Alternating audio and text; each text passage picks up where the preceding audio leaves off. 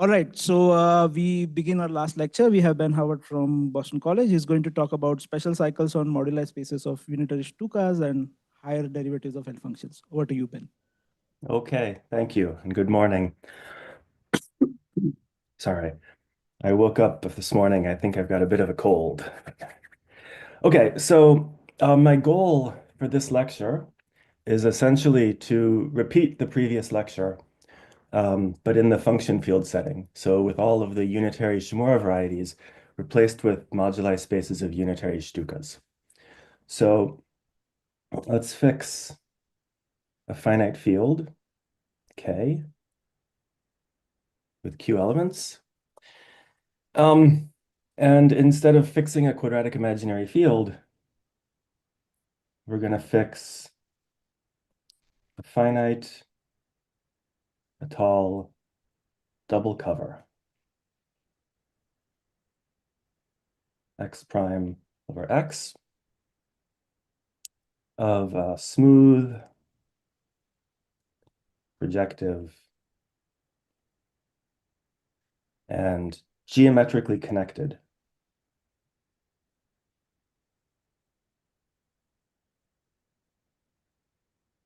curves over our finite field.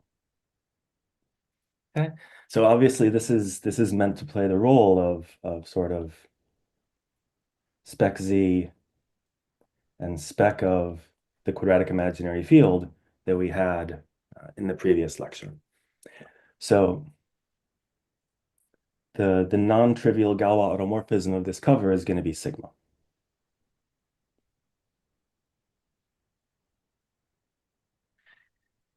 And if these are like the ring of integers, then the actual field extensions are the fields of rational functions. So the fields of rational functions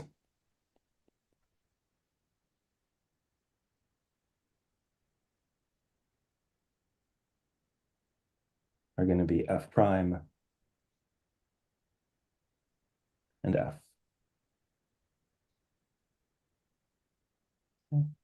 The degree 2 extension of function fields.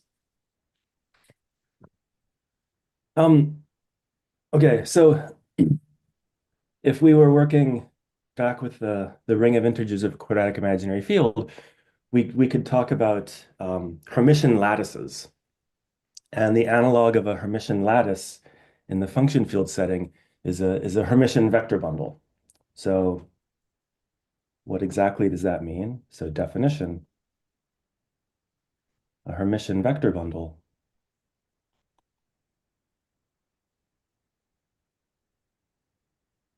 so these are going to show up constantly. So I'm going to just call these HVBs is going to be a pair. EA, where E is the vector bundle.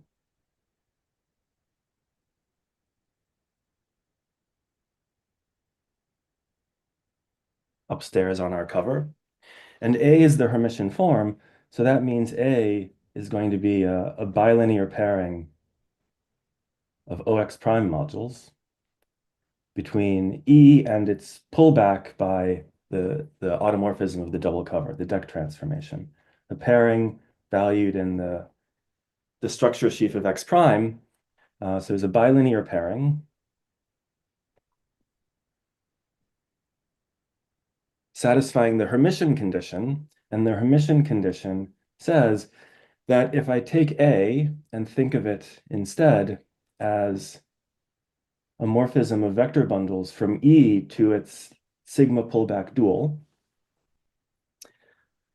so this map, so if I can dualize this map and then pull it back by sigma, and I get a morphism of vector bundles with the same source and target as A, and I want that to be the same A that I started with. So if I dualize A and then pull back by sigma, I should get A again. That's the Hermitian condition.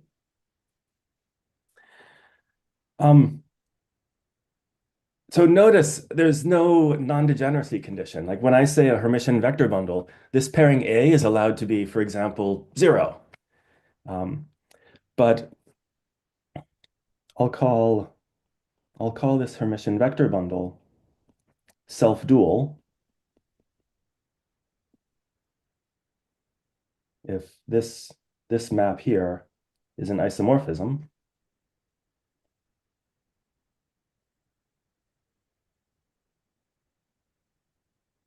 And if it's just generically an isomorphism, then I'll call it non-degenerate.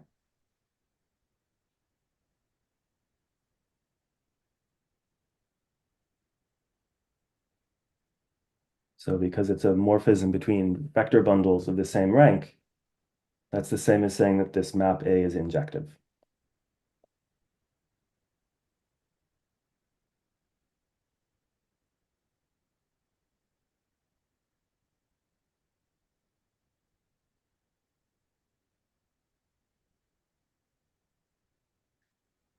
Okay, so these things, these are really going to be kind of like the analog of these Hermitian matrices T that showed up everywhere in the last lecture. So these pairs are going to be the things that parameterize both Fourier coefficients of automorphic forms and the special cycles that we're going to construct. So that's a little bit unusual to think of Fourier coefficients as being indexed by vector bundles. So I want to explain exactly what I mean by that. So first of all, Fourier coefficients of what exactly? So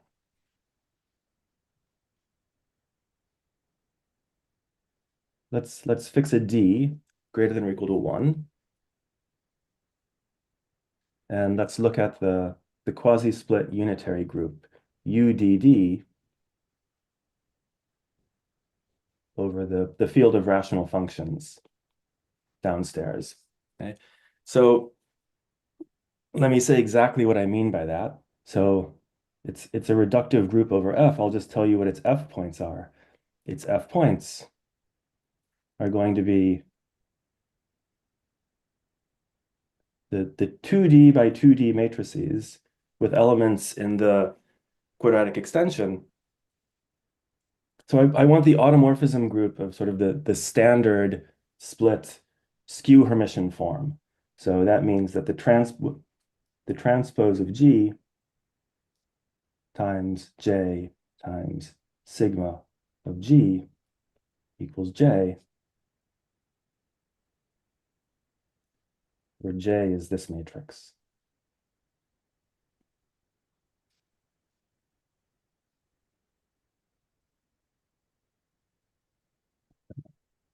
Yeah, yeah.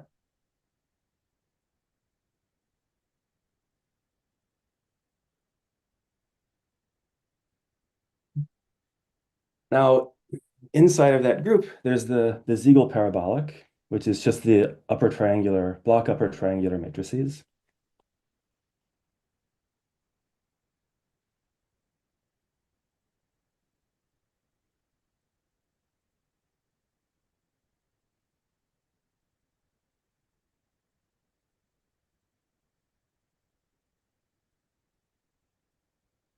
And then the Siegel parabolic has its usual Levy decomposition.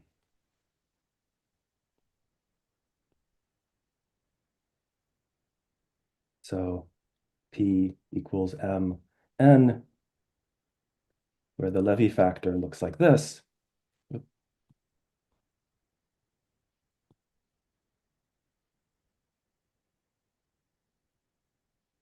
That's the set of all alpha transpose sigma of alpha inverse, where alpha is an element of GLD of the quadratic extension. And the unipotent radical is just the space of D by D Hermitian matrices. So upper triangular unipotent, and then the upper right corner is going to be a D by D Hermitian matrix.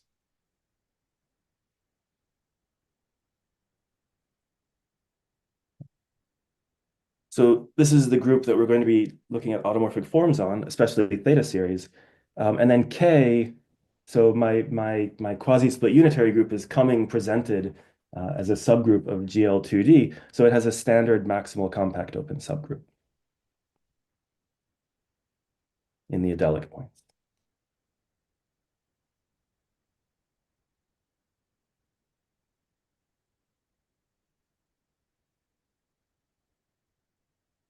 Okay, so an automorphic form on this group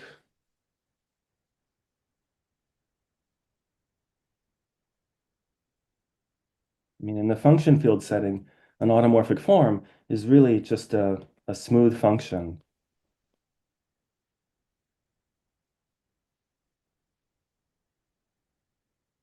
This coset space. And it has a Fourier expansion in the usual sense of automorphic forms, where it's the coefficients are indexed by the rational points of the unipotent radical. So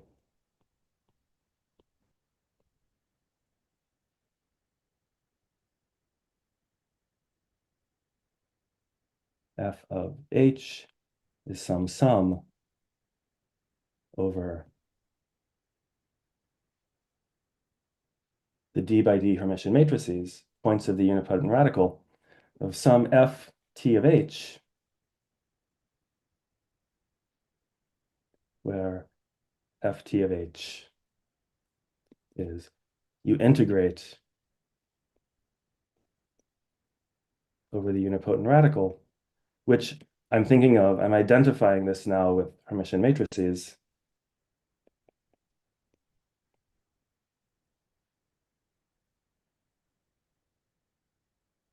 F of beta h, psi of minus the trace of t beta, d beta, where psi is some choice of unramified additive character.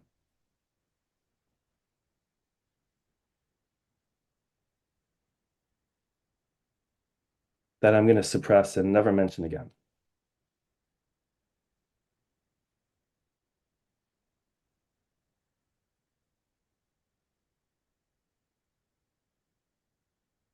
Okay, so usually you think of the Fourier coefficients as being indexed by these d by d Hermitian matrices, but I want to really think of them as being indexed by these guys, these Hermitian vector bundles. So let me explain how that works. So if you take an unramified automorphic form, something that's right invariant under the compact open K, so for an unramified,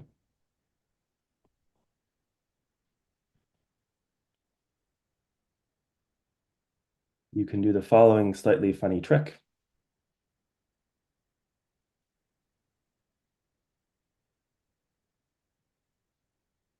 Take a Hermitian vector bundle, E A of rank D.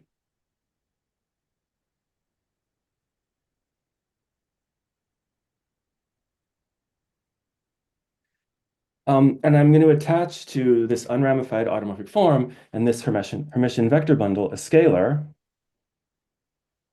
called f sub EA as follows. So first, take this Hermitian vector bundle, take its space of rational sections. You get a d-dimensional vector space over our field f prime. So in other words, choose an isomorphism from the space of rational functions, which I'll kind of sloppily call this.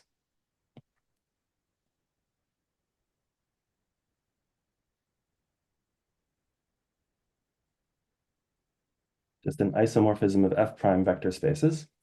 And then as soon as I do that, I can take the Hermitian pairing on E, and it induces a Hermitian pairing on just d copies of f prime, which is then represented by some Hermitian matrix.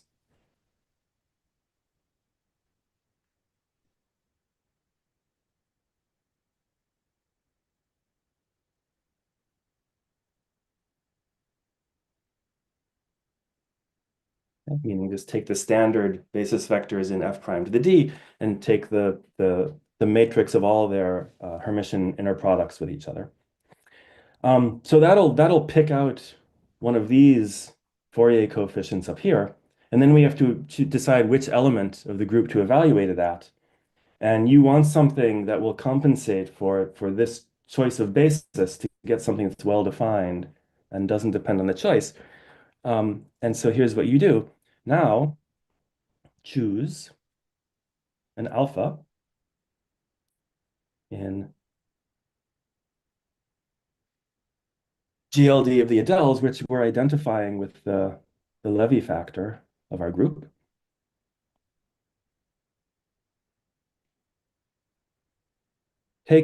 So carrying one lattice to another. So inside of D copies of AF prime, by this isomorphism that we chose, we've identified that with, so take this F prime vector space over here and take its atalization.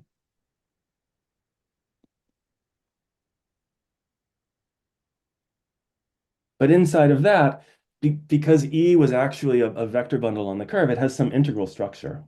So inside of that, there's a lattice for sort of the ring of integers of the Adels.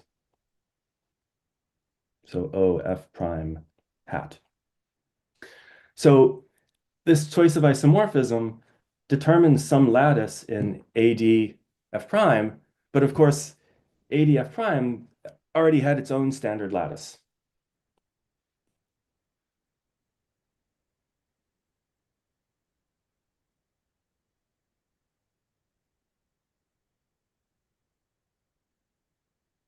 Okay, and now you take that D by D matrix alpha, you view it as an element in the Levy factor of the Siegel parabolic, and this scalar FEA is just, you take the T Fourier coefficient in the usual sense, and you evaluate that element in the Levy. And that's independent of this choice of basis of the space of rational sections. And for an unramified automorphic form, as now the Hermitian vector bundle EA varies, this completely determines the automorphic form. So this is how we're going to write down automorphic forms, by writing down what these Fourier coefficients are indexed by Hermitian vector bundles. Now, what sort of automorphic forms do we have on this quasi-split unitary group? So in the last lecture, we had all these special cycles, and I tried to explain how all of these special cycles, you should think of them as geometric versions of theta series coefficients. Okay, so what do theta series look like in this function field setting? So I'm going to write down theta series just by telling you what their coefficients are in this sense. So here's a theorem, presumably due to Siegel, although he probably wouldn't have stated it in quite this way. So if we were in the number field setting, we could attach a theta series to, let's say, any positive definite Hermitian lattice. The analog of a Hermitian lattice is now a Hermitian vector bundle, and because I only want to work with unramified automorphic forms, I'm gonna take a self-dual Hermitian vector bundle. So fix a self-dual Hermitian vector bundle. So the vector bundle is F, the Hermitian form is H on X prime of some rank N. And I'm going to attach an automorphic form to it by just telling you what all of its Fourier coefficients are. So if I have another Hermitian vector bundle EA, or any Hermitian vector bundle EA, now of some rank D less than or equal to N, I'm going to define theta EA to just count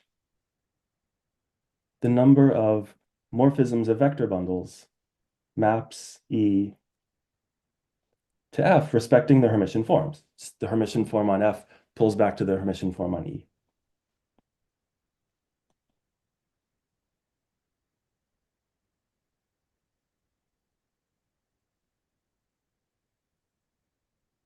Well, then the modularity of theta series says that these are the Fourier coefficients of some automorphic form on UDD.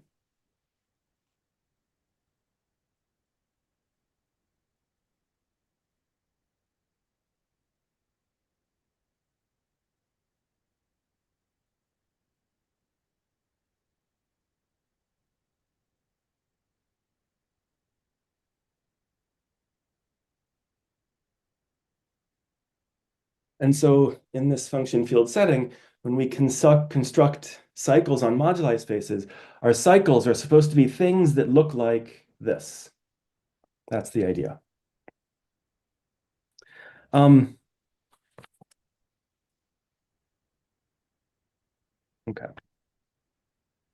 So let me make a remark. What should the Ziegel-Wey formula say in this setting?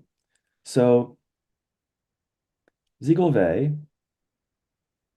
okay, you have to be careful here because when I stated the Ziegel-Wey formula in the last lecture, it was only for positive definite Hermitian spaces. And there's not really a good analog of positive definiteness in the function field setting. So Ziegel-Wey should say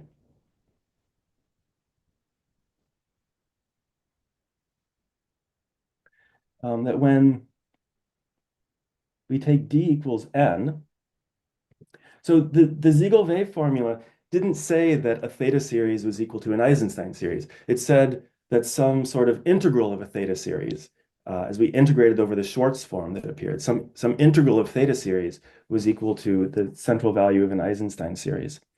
So this theta series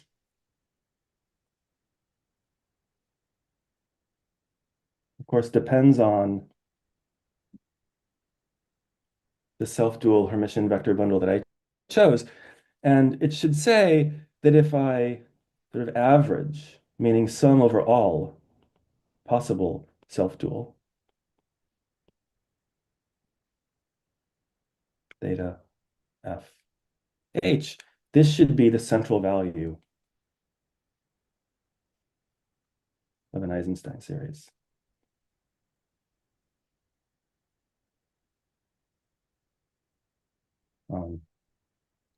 UNN.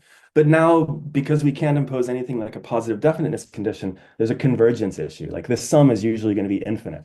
And there are all sorts of complicated regularized Ziegel-Wey formulas that allow you to make sense of this. But what I want to point out is that, okay, this may not literally make sense, but if, so convergence, but if we fix a non-degenerate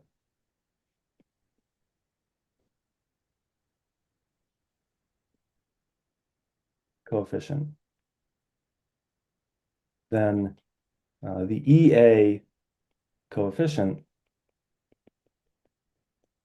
of the left-hand side actually makes sense. Is the finite is sum over all FH self-dual of theta FH EA, which is now just counting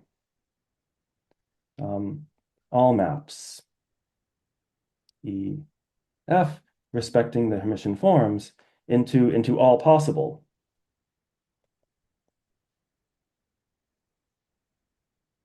self-dual Fs. And this is finite for non-degenerate coefficients. And so setting aside all these issues of convergence, naively, one could still ask, when I have a non-degenerate coefficient, is that actually the coefficient of the central value of an Eisenstein series? And it is. It will be. Okay. So the idea for constructing the special cycles that we want are just, we're going to take the same definition of these theta series coefficients and keep EA the same kind of thing, but this self-dual vector bundle F, we're going to replace by a self-dual Hermitian Shtuka instead of a vector bundle. So, Shtukas. So I can't even see the audience, so I don't really know who you are. I'm going to assume that there are people in the audience who have never seen a Shtuka before. So first work over the base curve, x. So definition. A modification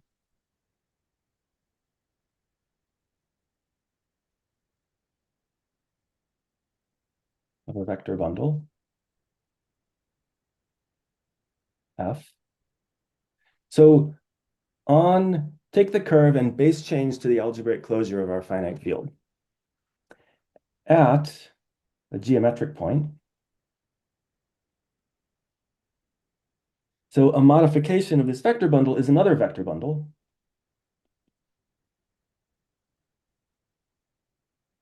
G, on the same space, with an isomorphism between them.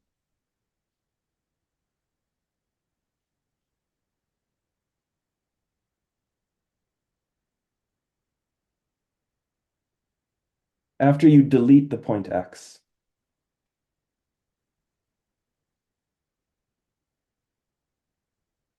Okay, so notation. So in particular, there's some rational map between f and g, and so I'm going to denote it this.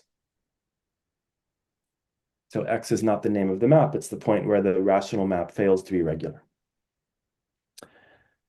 And then the definition, Drinfeld, a Shtuka with R legs on X, base change to the algebraic closure, is a chain of modifications.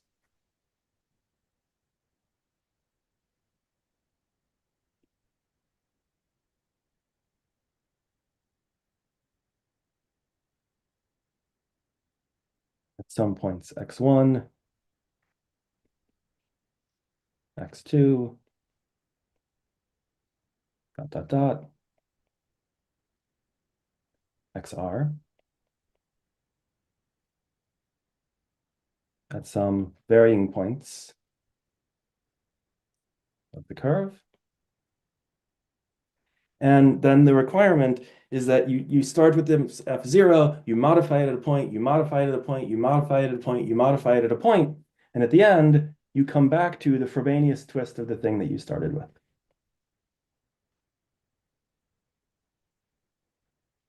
Where this Frobenius is induced by the Frobenius acting on the K bar there.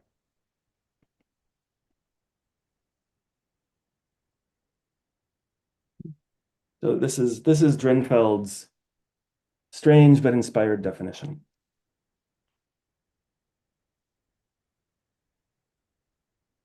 Okay, remark. A Shtuka with 0 legs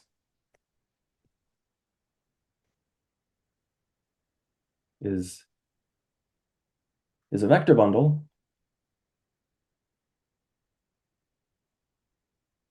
f on x base change to the algebraic closure, and then I don't modify it, and I end up back at its Frobenius twist. So that's just descent data.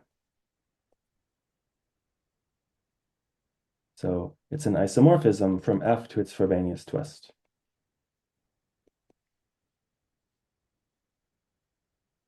In other words, a Shtuka with 0 legs is just a vector bundle on x.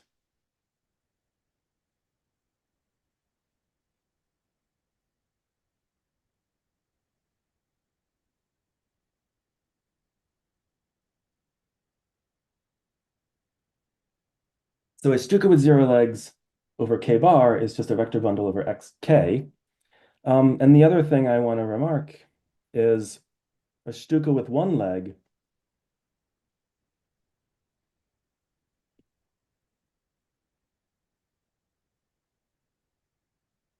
Looks very, very much like it did an A module.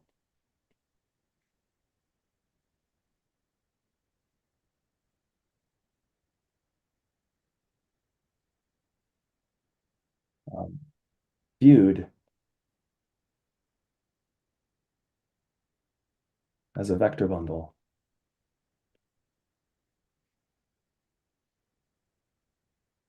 On the curve, spec of the ring of Witt vectors of FP. So I won't elaborate on that, but if you've never ever seen these things before, this is worth thinking about. It's very enlightening. Okay, but we don't want just any old Shtukas. We want Hermitian Shtukas. So now I have to define what a Hermitian Shtuka is. So okay, so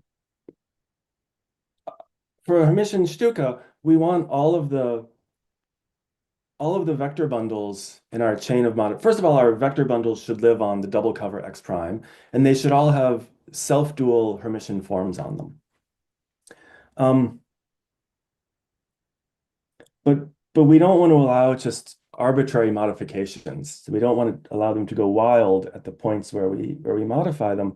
When we modify our Hermitian vector bundles, we want each modification to be very, very, very close to the thing that's being modified. So we want Shtukas with Hermitian structure.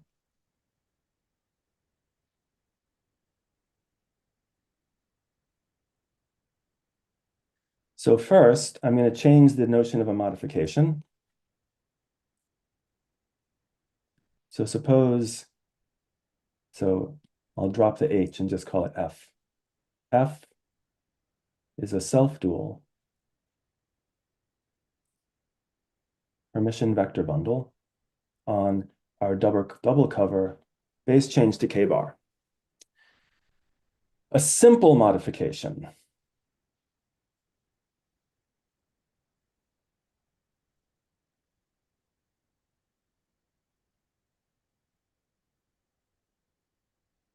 of F at a geometric point is going to be the following. It's going to be a diagram.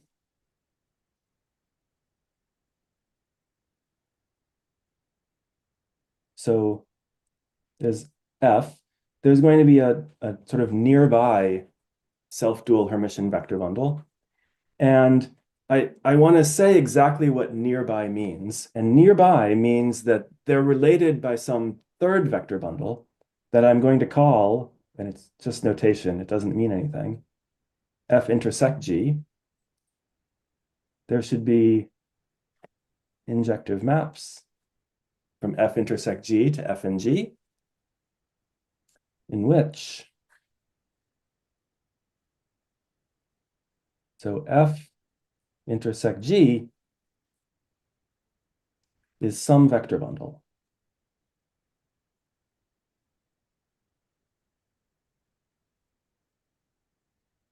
On our curve. So no Hermitian structure on it a priori. The other guy, G, should be self-dual.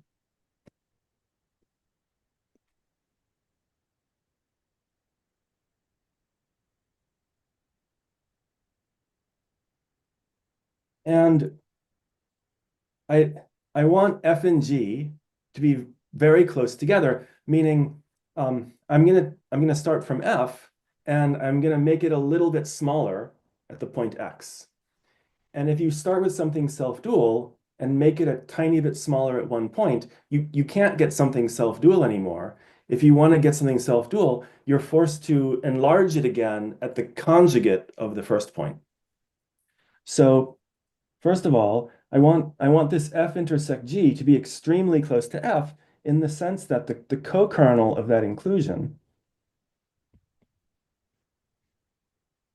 is the simplest thing it could be, a skyscraper sheaf supported at X.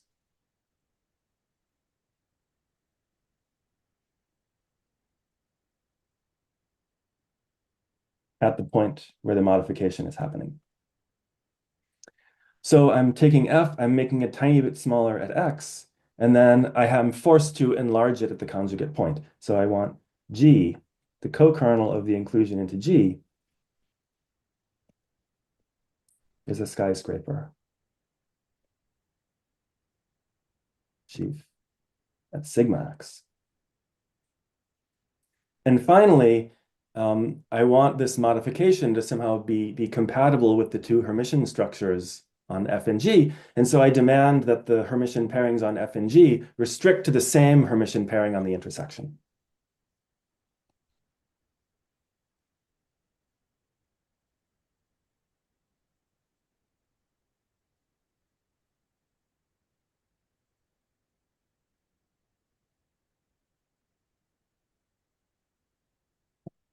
So that's the definition.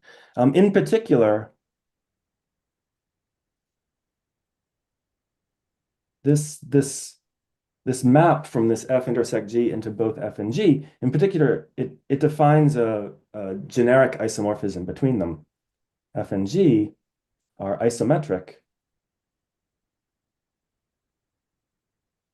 if I delete both X and its conjugate point.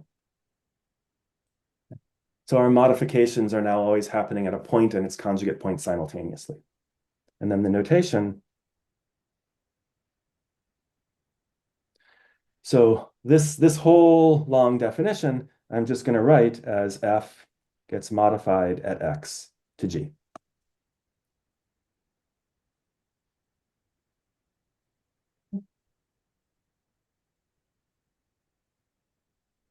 So remark, we didn't have to do this.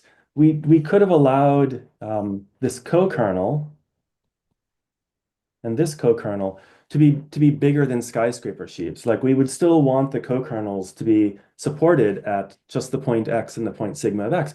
But instead of just a single little skyscraper sheaf, we could have taken, say, a direct sum of 2 skyscraper sheaves or a direct sum of 3 skyscraper sheaves. And you'd get a different notion of modification. But the simple, so i.e., this condition that we just got skyscraper sheaves,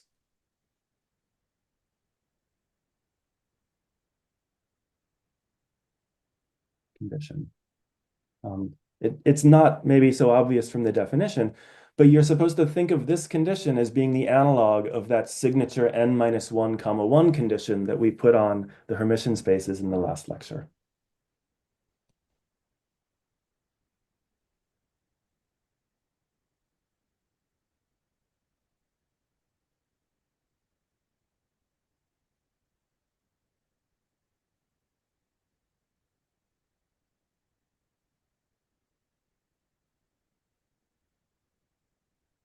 And in the last lecture, we could have looked at other signatures and we could still construct some kind of special cycles that looked like theta series coefficients. And the reason we didn't is just because, for one thing, the Shimura varieties are much more complicated. And for another thing, you'd get cycles not in every codimension, but there would be gaps in the codimensions. And the same thing is true here. I mean, you can allow more complicated modifications. And presumably, most of what I'm going to say would still work, but would be much more complicated. It's not something that people have really explored. Okay, so now the definition. A UN Shtuka with R legs on X prime, base change to K bar, is a chain of simple modifications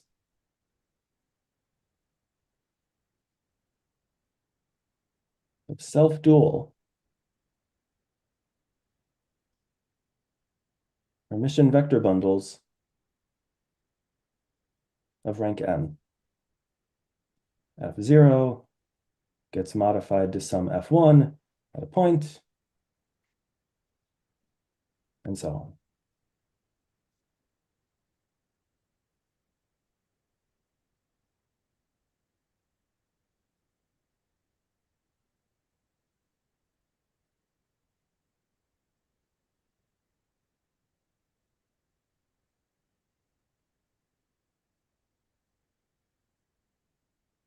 And of course, at the end, I want to end up with the Frobenius twist of the thing that I started with.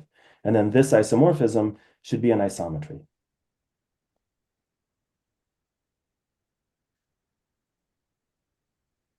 Okay.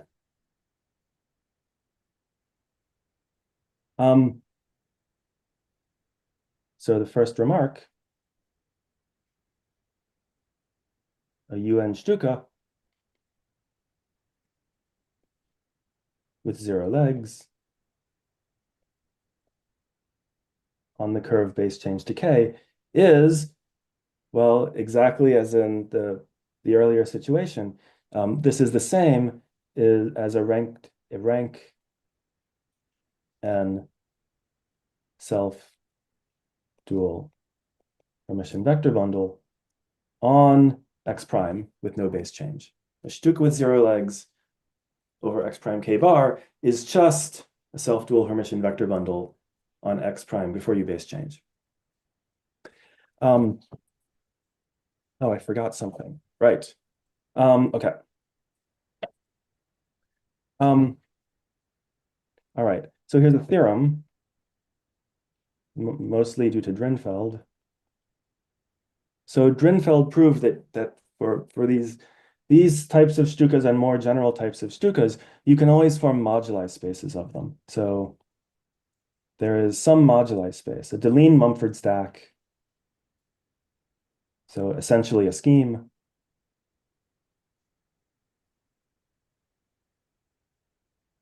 Shtuka are un over k, smooth of dimension n times the number of legs whose k bar points are the UN Shtukas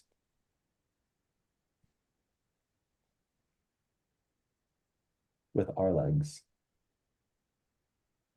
on x prime k bar. So, okay, obviously I'm being sloppy. I only defined what a Shtuka is after base change to the algebraic closure. But this definition makes sense if you just take any field between k and k bar, and you can make sense of it, in fact, for any k algebra. And then the claim is that that functor is represented by some smooth Deligne-Mumford stack. Okay. So in particular,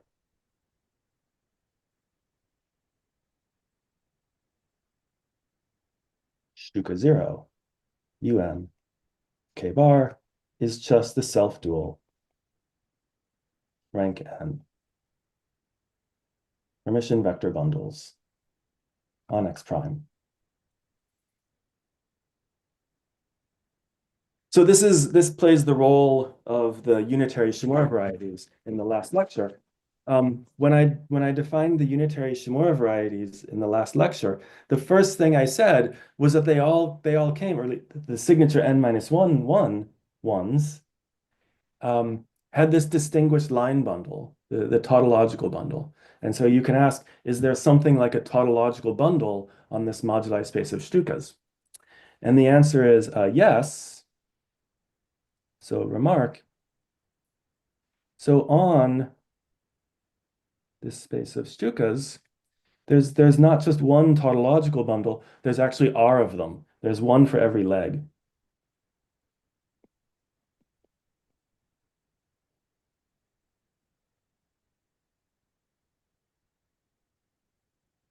So L1 down to LR.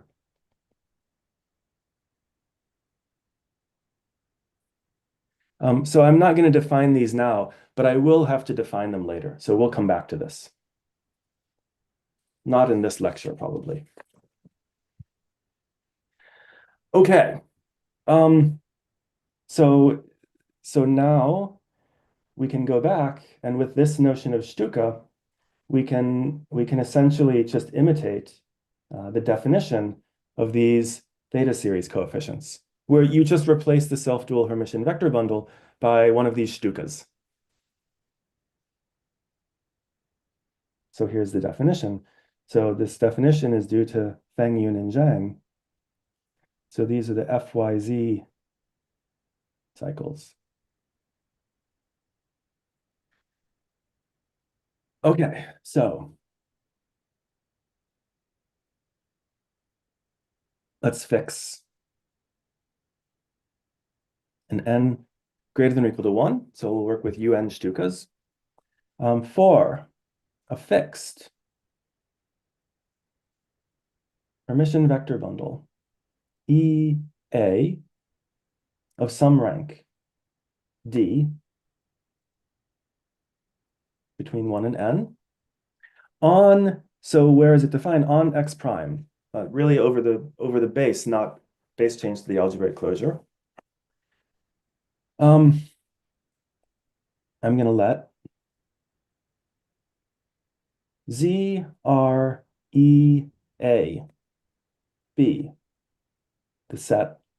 I mean, okay, really it should be a groupoid, but doesn't matter. The set of maps from E to F bullet, where F bullet, maybe I should base change to K bar. F bullet is going to be a UN Shtuka. Sorry, I'm going to define this moduli space by telling you what its points are over the algebraic closure of K.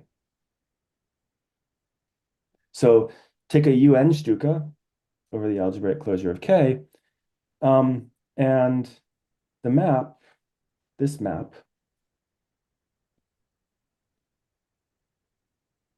respects the Hermitian structures and Frobenius. So let me spell out what this means. More precisely, i.e., a diagram. So this is all happening on X prime, base change to the algebraic closure. And I take my vector bundle E on X prime, I base change it to the algebraic closure, and I want to map it into the first guy in my Shtuka. Call that map T0, and that should respect Hermitian forms. And then I have this modification at some point, and then I'm going to take the same base change, and I'm going to also map it into that guy. And so on all the way along.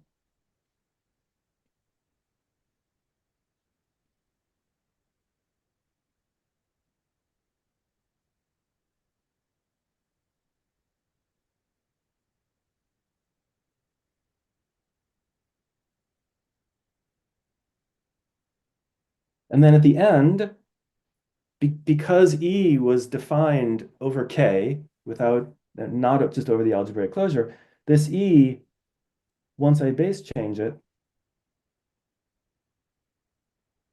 why did I start writing primes? Those are K bars. K bar, K bar, K bar, K bar. It's canonically identified with its Frobenius twist. This Shtuka comes with the last modification, comes with an isomorphism to the Frobenius twist of the first one. And here I want to extend this, making this rightmost square commute. I want to take the Frobenius pullback of the map that I started with.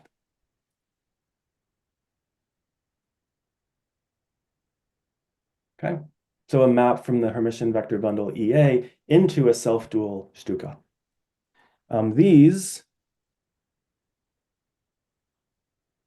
are the K-bar points, the K-stack,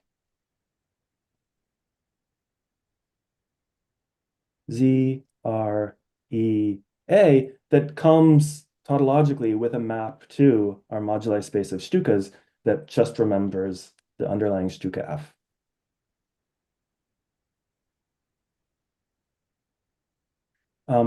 So it's not a closed immersion, but it's finite and unramified. So you can think of it as defining a cycle essentially just by taking the image. So these are the special cycles of Feng Yun and Zhang. Okay. Now there's some confusing stuff here. So these cycles are not always equidimensional, but we're just going to pretend that they are. So let's pretend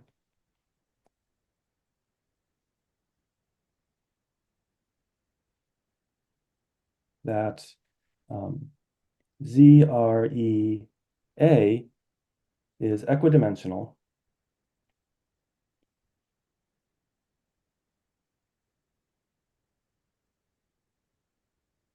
and has codimension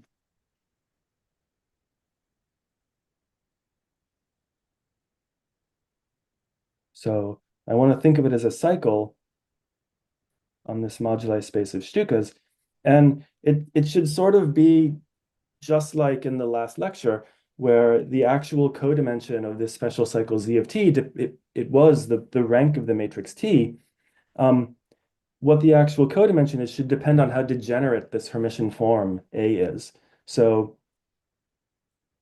these kind of really want to be codimension R times the rank as a vector bundle of the image of the Hermitian form,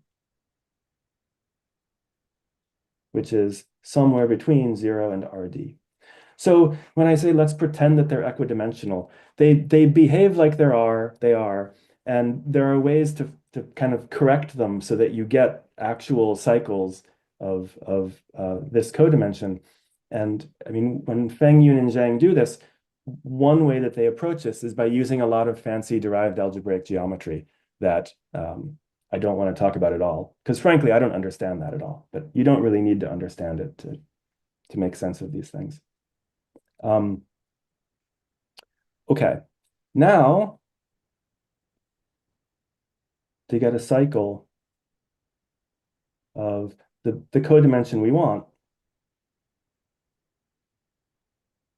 we're going to do the same thing that we did in the last lecture. You take the cycle that you have, and we've got these R different tautological line bundles, and we're going to use those to just intersect with the cycle we have until it gets in the correct codimension.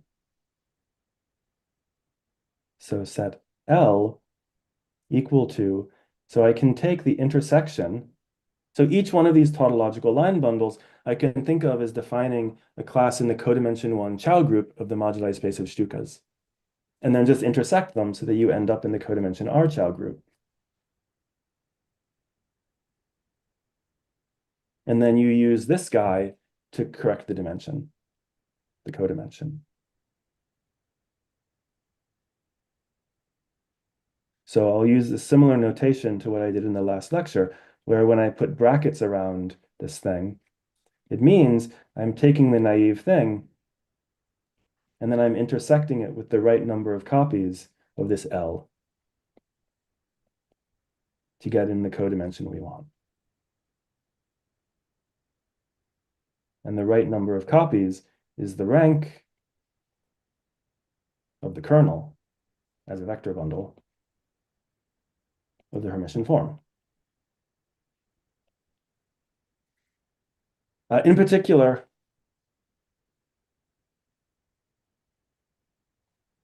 if my EA is non-degenerate, well, that just meant that A was injective.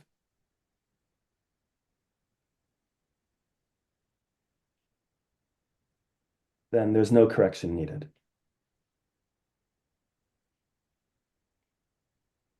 This corrected thing is actually just a naive thing.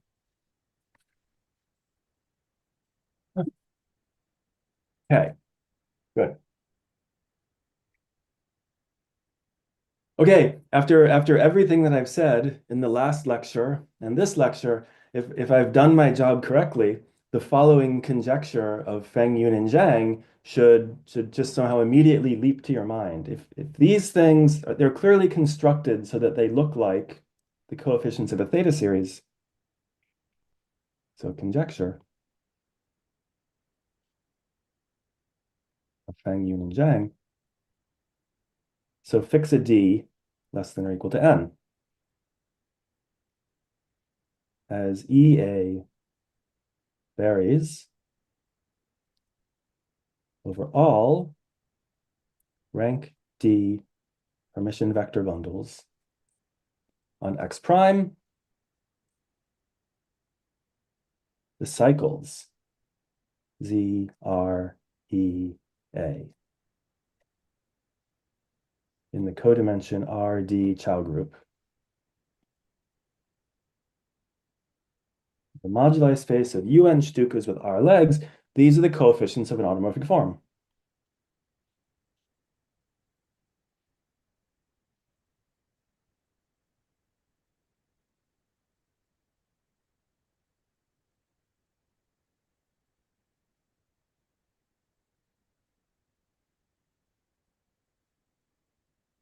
VR, an unramified automorphic form on the quasi-split unitary group UDD.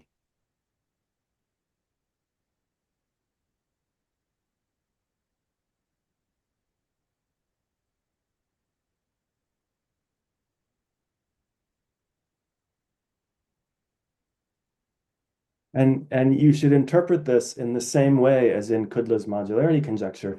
What it means is there exists a function,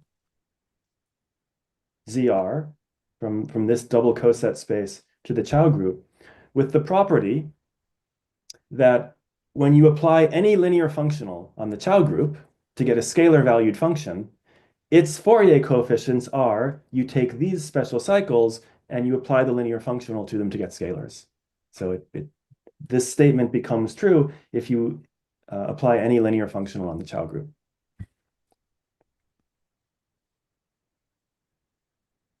Okay. Now, they prove a lot of this, but not quite everything. So this is first Feng Yun Zhang, and then a follow-up work by Feng and Adil Khan. The modularity conjecture is true.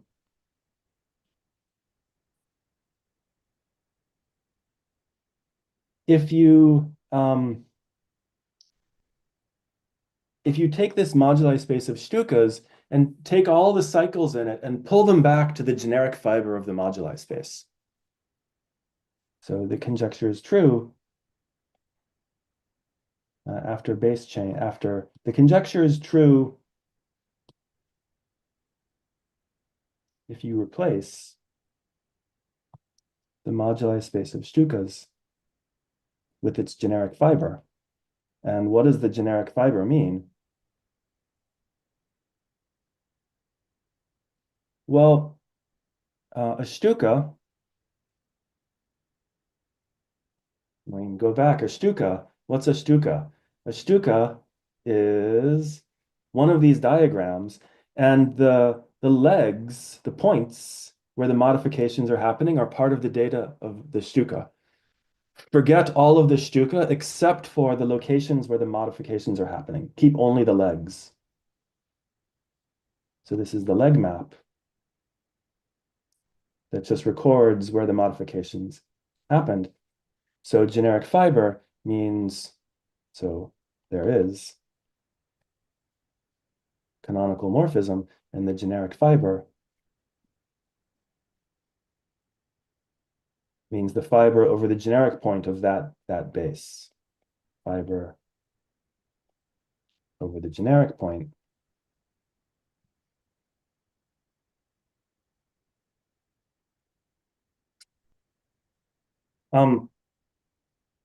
The reason that they can only prove this after passing to the generic fiber is essentially that their proof of the modularity requires them to add all sorts of level structure to the moduli space of Shtukas. And you run into the same kinds of problems that you run into when you try to add level structure to integral models of Shimura varieties. It's hard to do. If you want to add some level structure at P to some moduli space, you usually invert P. You work over Z with P inverted. And it's the same thing here. If you want to add level structure to this moduli space, you have to start deleting points on the base curve. And so that's why they can only get the generic fiber. They just basically delete all of the points except for the generic one. And once they do that, they can add all the level structure that they ever need in their proof. Okay, how am I on time? I have 15 minutes. So we'll skip that, and we'll go right to the good stuff. Okay. Coffee, out of coffee, water, close enough. All right. So that's the modularity conjecture. What would be the analog of Ziegel-Wey in this situation? So arithmetic Ziegel-Wey.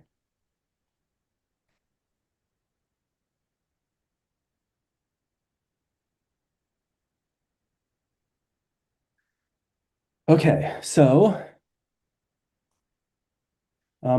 we're going to take, so we constructed special cycles in all codimensions that are multiples of the number of legs. The whole moduli space of Shtukas had dimension r times n. So if we take d equals n, we'll get 0 cycles.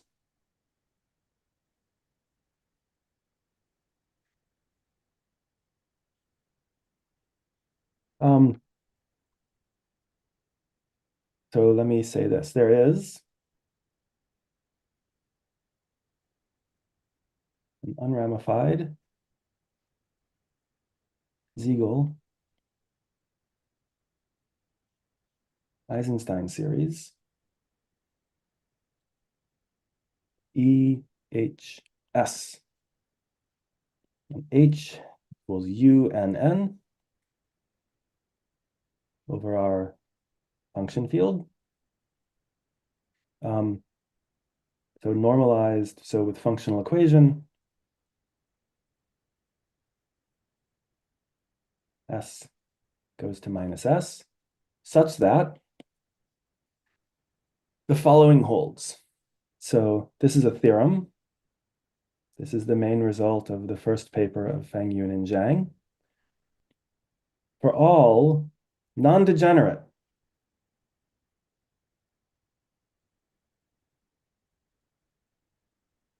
EA. So Hermitian vector bundles EA of rank D, which is now N. The 0 cycle class. Okay, so remember, for non-degenerate coefficients, this sort of corrected 0 cycle class was the naive one. So now we're in top codimension.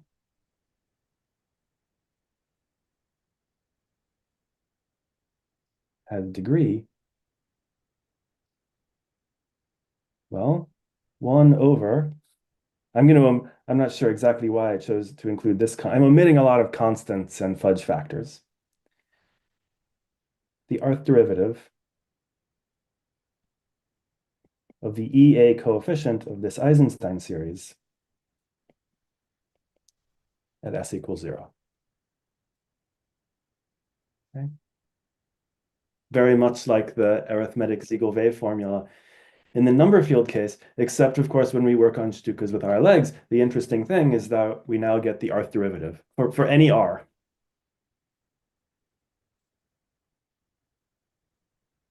So everything that I've said in this lecture so far is due to Feng Yun and Zhang. Here's a new result. Feng Yun and Zhang plus a little bit more. So this is joint work with Tony Feng and Mikhail, oh dear, Mikhail Mrkhtchyan, Mkrtchyan, Mrkhtchyan. So we can do the next case after the non-degenerate case. So for all EA, Hermitian vector bundles on X prime of rank N with, so now instead of this Hermitian map A being injective, we're going to allow we're going to allow the Hermitian form to have a radical of rank 1. The kernel A from E to sigma, pull back, E check is 1. The same result holds.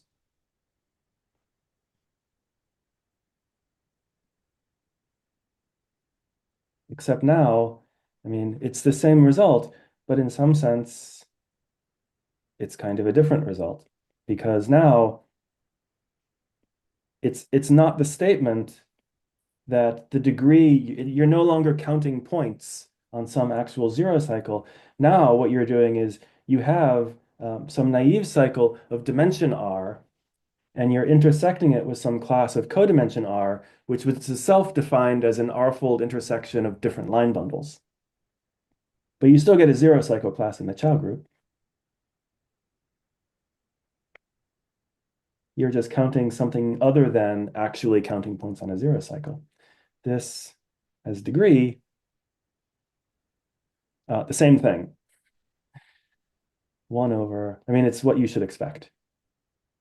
Log Q to the R, dr, dsr, E, the EA Fourier coefficient of the rth central derivative of the Eisenstein series. Okay, a few remarks about these two theorems. First of all, everything in sight, everywhere, is unramified. So you will not be surprised if I tell you that the sign in the functional equation of this Eisenstein series is 1, which is forcing all of its Fourier coefficients to, they're even functions. So all of the odd order derivatives are going to vanish. So when R is odd, both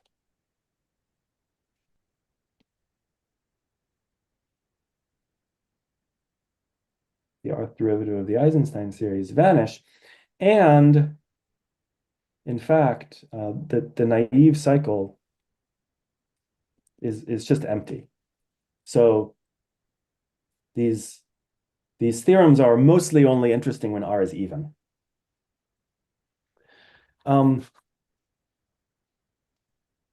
The second remark is actually let me hold off on that remark. I'll do that maybe in the last lecture. Instead, no, let me give you that now. Remark. So so I'm going to stop very soon, and then maybe there will be questions. And the obvious question is, okay, well, what about kernels of higher rank? Can you do anything? And the answer is, I don't even know how to formulate the theorem when the rank of the kernel is greater than 1. And here's why. These moduli spaces of Shtukas are proper far less often than their Shimura variety counterparts. This is not proper for n greater than 1.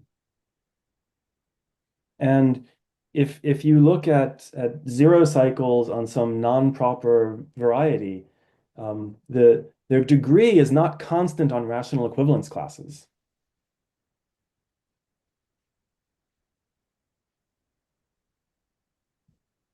So the degree map on zero cycles is not a well-defined thing.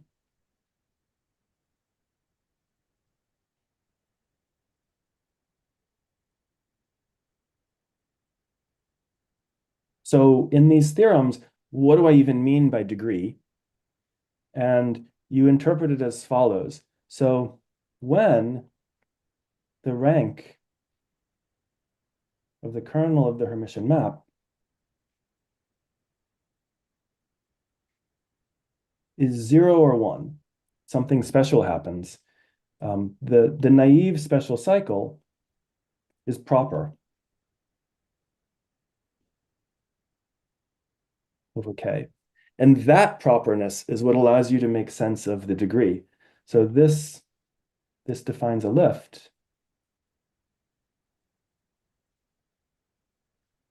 of the cycle class, or rather allows you to define a lift of the cycle class to the Chow group with proper support.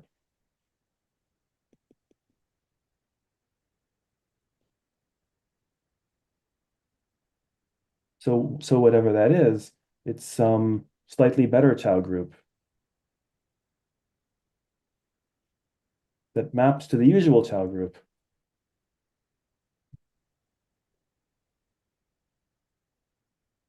The map is not injective though. But I'm saying you can use the properness of the naive special cycle to pick out a distinguished lift of the cycle class back to this guy. And on this guy, the degree map is well defined.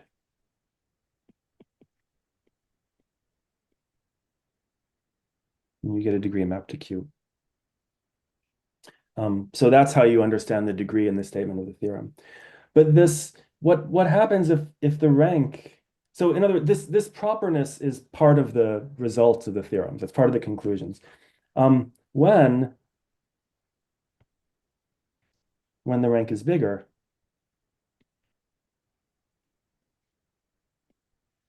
this properness is not expected.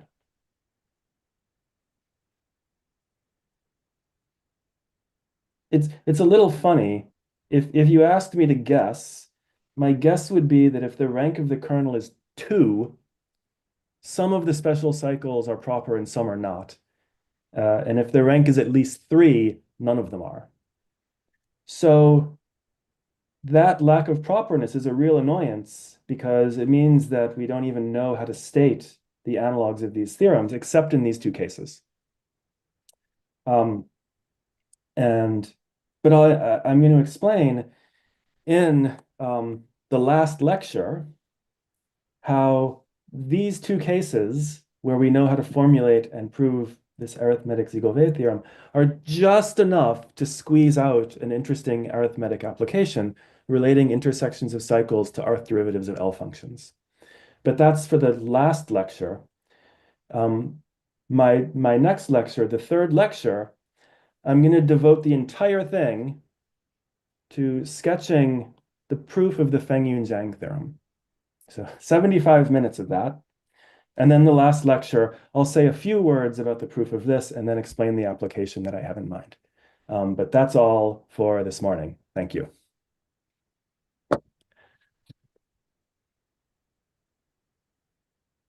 Are there any questions or comments? Okay, there's a question. 1 minute.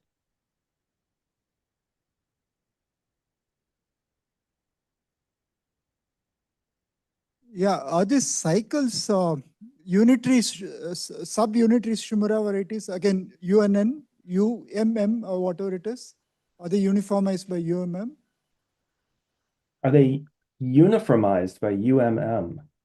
These cycles, are they local, like totally geodesic subspaces which you have usually in the Kudla-Milson kind of thing? So is that the same as this? These are UMM where M is less than N? I'm not sure I understand the question. They do, you should think of them as essentially moduli spaces of Shtukas on lower rank unitary groups embedded into this moduli space of Shtukas. That's exactly what. Okay, good. Any other questions or comments? Yeah.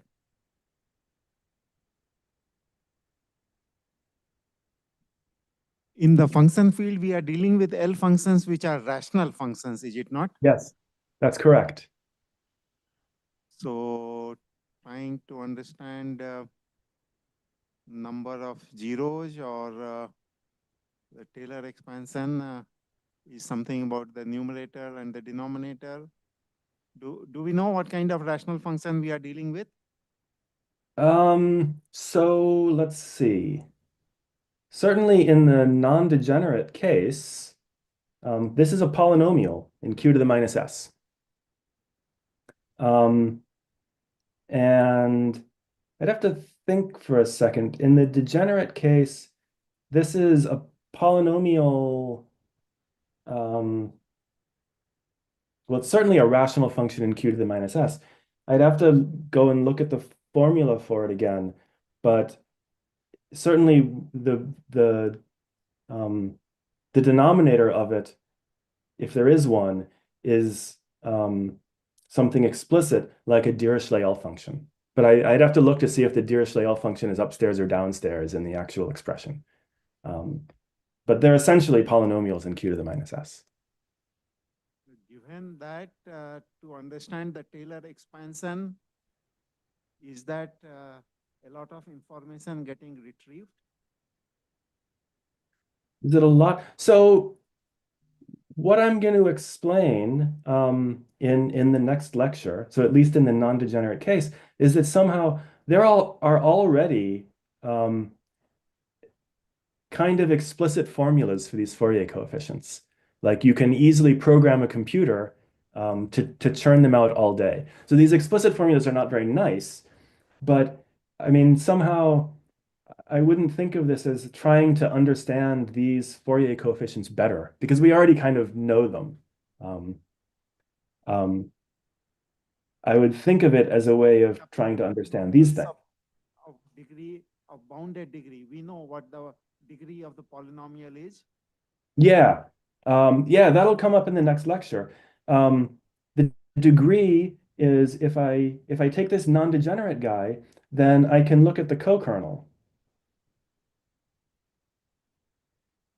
of this map. And what does that look like? It's going to be a torsion sheaf on X prime, meaning it's supported at finitely many points. And maybe it has some multiplicities at those points, but it has a well-defined degree. And the degree of this polynomial is the degree of this co-kernel, maybe twice the degree of the co-kernel, maybe half. It's essentially the degree of the co-kernel, which is essentially some sum of skyscraper sheaves. That's not obvious at the outset, but it follows from these explicit formulas that will show up in the next lecture, if I get around to writing them down, which I might not have time to do. But no, I'm just trying to understand. In number fields, people study only the leading term of the L function. In number fields, people study only the leading term. One of the things which is said about this work is that you can understand all the terms of the Taylor expansion.